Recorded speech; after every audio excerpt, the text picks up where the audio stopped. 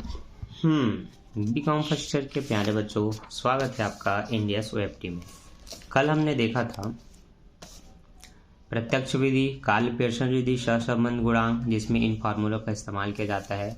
हमने उदाहरण 1 के क्वेश्चन बनाए थे, हमने उदाहरण 2 के भी क्वेश्चन बनाए थे, जो कुछ इस तरह से बने थे। ठीक है, कल एक वीडियो अपलोड हुआ था जिसमें मैंने ये बनते कैसे हैं वो मैंने आपको समझाया था। ठीक है, इनके कुछ और रूप है, इनके पूछने का तरीका अलग है। कल 2 क्वेश्चन थे, दोनों को अलग तरह से पूछा था। एक में स्पष्ट काल पेयरसन का नाम लिया गया था, एक को सहसंबंध गुणांक ज्ञात कीजिए बोला गया था। आज कुछ इस तरह से पूछा जाएगा, निम्न आंकड़ों से x पे बार y पे बार। अब इसको क्या बोलते हैं? छोटा x छोटा y तो है, लेकिन ये क्या है? बंदूक जैसा। कई बच्चे जानते होंगे, कई बच्चे नहीं जानते होंगे, तो जो बच्चे थ्योरी पढ़े होंगे उनको पता चल जाएगा। इसको बोलते हैं प्रमाप विचलन। तो जो बड़ा शब्द है प्रमाप विचलन, उसका शॉर्ट फॉर्म है ये, जिसको आप छोटा बंदूक समझ सकते हैं। ठीक है, तो आपको क्यों समझ सकते हैं? ठीक है, तो ये आपको प्रमाप विचलन ही बोलना है। तो इसको हम बोलेंगे x का प्रमाप विचलन, y का प्रमाप विचलन तथा r परिकलित कीजिए। यहाँ पर भी बिल्कुल पीछे के 2 क्वेश्चन के जैसे मान दिए होंगे आपको 1 से 7, 8, 10 तक के, जिनसे 3 कॉलम आपको बनाना है, 3, 3, 6, फिर इन्हीं के 2 कॉलम से 7वां कॉलम तैयार होता है। तो फार्मूला लगभग वही रहेगा। और अब बनेगा कैसे, इस पर भी हम चर्चा कर लेते हैं। ठीक है, तो बिना किसी तरीके स्टार्ट करते हैं वीडियो को। सभी बच्चे बुक रखे होंगे तो नोट कर लीजिए। हम पृष्ठ नंबर 400 को अभी हम समझ रहे हैं, सहसंबंध गुणांक। ठीक है, और जिनके पास बुक नहीं होगा वो इस क्वेश्चन को लिख लेंगे। ठीक, चलिए। तो पहला कॉलम में जो x का मान है 58 से 51 तक, उनको लाइन से इस तरह से 58, 50, 53, 60 करके लाइन से लिख लेना है। पहला काम जब हो गया तो इनका टोटल कर लीजिए, सबको जोड़ लीजिए। 50, 58, 53, 60, इस सबको जोड़ करके 570 आ रहा है। अब आपका काम होता है यहाँ पर गिनना कि पदों की संख्या कितनी है। तो 1, 2, 3, 4, 5, 6, 7, 8, 9, 10 पदों की संख्या यहाँ पर 10 है। तो आप क्या करेंगे, यहाँ पर जो आप टोटल करते हैं उसको सिग्मा x कहते हैं। इसमें आप पदों की संख्या जो n है उसको आपस में भाग करते हैं। तो 570 को पदों की संख्या 10 से भाग करेंगे तो 57 मिलेगा। इस 57 को सब में काट देंगे तो 58 में 57 घटेगा तो 1 आएगा। अब 50 में 57 घटेगा तो -7 आएगा। 53 में 57 जाएगा तो -4। 60 में 57 जाएगा तो +3। अब 63 में 57 जाएगा तो +6।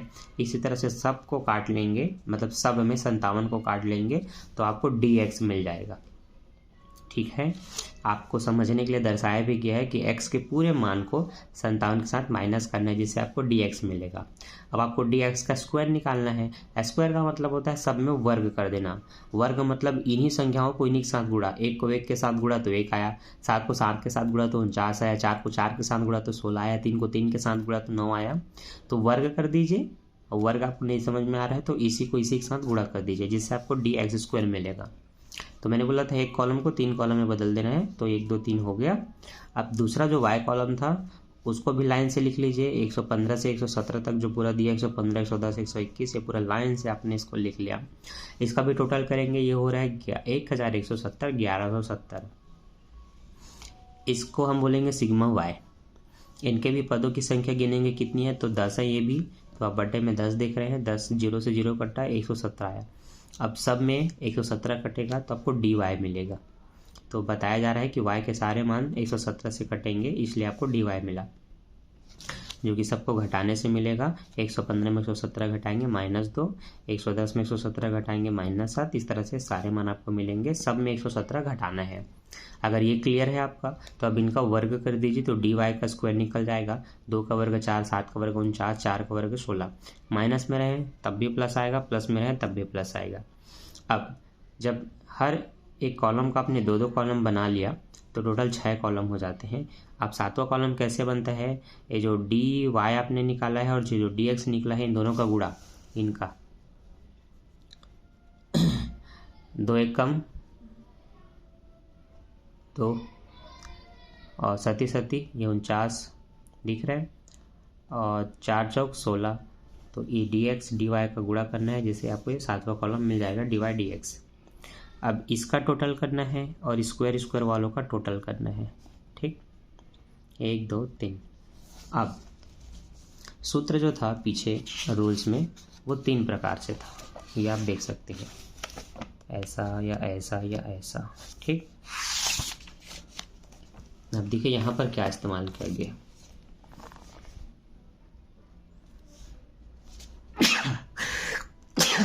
सॉरी यार, सर्दी बारिश में ना भीगने से छींक बहुत आ रहा है, इग्नोर दिस। हाँ, तो x का परिमाप विचलन निकालेंगे और y का भी। जब x का निकालेंगे तो x का जो सिग्मा x और n द्वारा जो डिवाइडेड करके औसत निकला है समांतर माध्य, इससे तो हमने पूरा ये सब श्रृंखला निकाल दी। हमें फॉर्मूले में चाहिए सिग्मा d x स्क्वायर और पदों की संख्या मतलब n। तो सिग्मा d x स्क्वायर आपका टोटल हो रहा है 180 और पदों की संख्या यहाँ पर 10 है। दोनों को काटे 18 आया, 18 को करनी में काटेंगे तो 4.24 आएगा। करनी काटने का आपको बेसिक रूल पता है तो अच्छी बात है, लेकिन देखो कॉलेज में कैलकुलेटर लेके जा सकते हो तो ये सब मत करना। मतलब उसकी बेसिक मैं नहीं सिखा रहा हूँ, ये कहना चाहता हूँ। बस सीखना हो तो मेरे मैथमेटिक्स वाले चैनल में आपको मिल जाएगा। ठीक है, अभी आपको सिंपल सा काम करना है, वो क्या है, कैलकुलेटर खोल करके इसको बना लेना है। ठीक है, अब सभी बच्चों के पास कैलकुलेटर होगा। इसमें सबसे पहले आप इस करनी को दबाएंगे, कुछ इस तरह से मान मिलेगा, 18 लिख देंगे तो ये जो आपको मिलता है ना 2.2426 मिल रहा है, 2 अंक बस लिखना दशमलव के बाद। तो इस तरह से आप इसको निकाल सकते हैं। ठीक है, वैसे इसमें जो डी वाई का स्क्वायर था वो 158 था। फार्मूले में डी करनी सिग्मा डी वाई स्क्वायर बटे एन लिखेंगे और इस वाले मान को और पदों की संख्या 10 से भाग करेंगे, 15.8 आएगा, जिसका करनी से बाहर आएगा तो 3.97। ठीक है, काल पेयरसन सहसंबंध गुणांक डी एक्स डी वाई बटे पदों की संख्या और एक्स का परिमाप विचलन इंटू वाई का परिमाप विचलन। Sigma D Y D X आपका 95 निकला है तो ऊपर में 95 रख दिए। एन पदों की संख्या 10 गुणित एक्स का परिमाप विचलन ये निकला है, वाई का ये निकला है, इन दोनों को यहाँ रखेंगे, मल्टीप्लाई कर देना है सबका।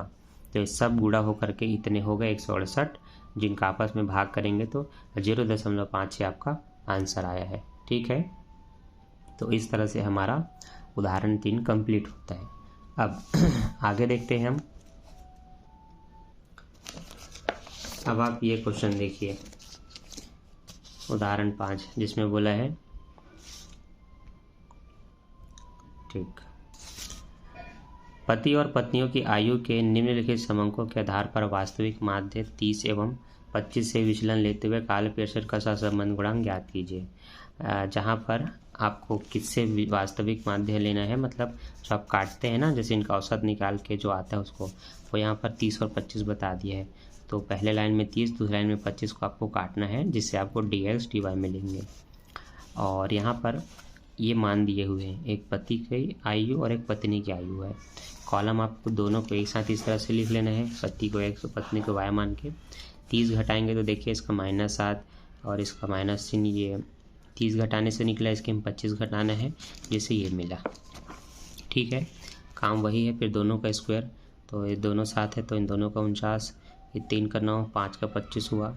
और आपको पता है इन दोनों का गुणा करके ये आता है तो 37 ये 49 हो गया, 3 पंचे 15 हो गया, 3 दूनी 6 हो गया, ये कॉलम बन गया। ठीक, तो देखिए बन सब वैसे ही रहे, पर कैसे अलग अलग तरह से इस क्वेश्चन को पूछता है।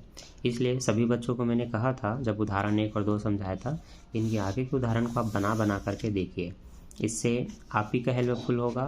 मतलब आप क्लियर होते जाएंगे इस टॉपिक पर, ऐसे इसके क्वेश्चन पर। जितने अलग अलग क्वेश्चन देखेंगे उतनी ज़्यादा आपकी क्लियरिटी आएगी। ठीक है, तो उतना कर लीजिए, बाकी देखते हैं आगे आपको किस टाइप का कोई अलग क्वेश्चन मिलता है।